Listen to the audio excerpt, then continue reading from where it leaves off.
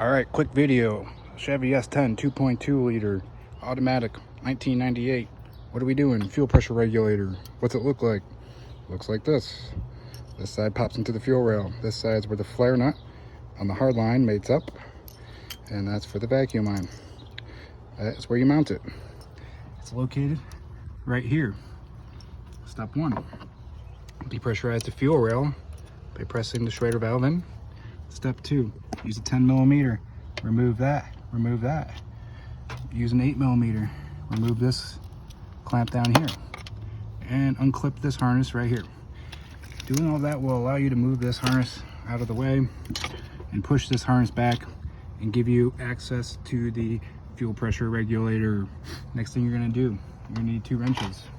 Take your first wrench, size it up right there. That'll get you the right size. That wrench goes on the flare nut, which you can't see because I already loosened it up and it fell down.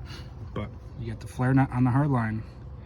Take your second wrench, do the same thing, line it up to that. This one goes on the regulator.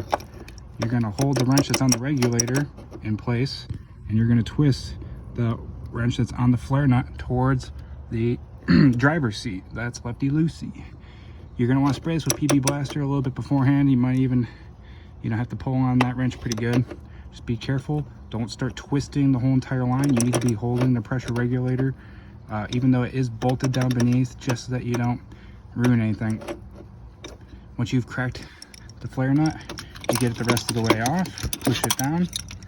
Only thing left to do is to get this 4mm. Sorry, here is that. You come down here. It's a 4mm Allen head. Could be a 10mm bolt. Just whatever the factory was probably feeling that day. You'll get that off. You'll pop this out of the fuel rail. You'll pull this off of the hard line, and your pressure regulator is removed. Then you'll just do this in the opposite steps. You'll pop this into the fuel rail. You'll tighten the flare nut onto there. You'll mount it with the bolt.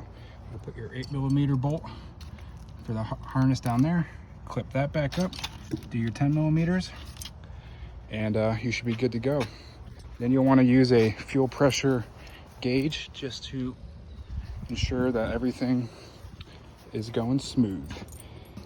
And that's all it takes.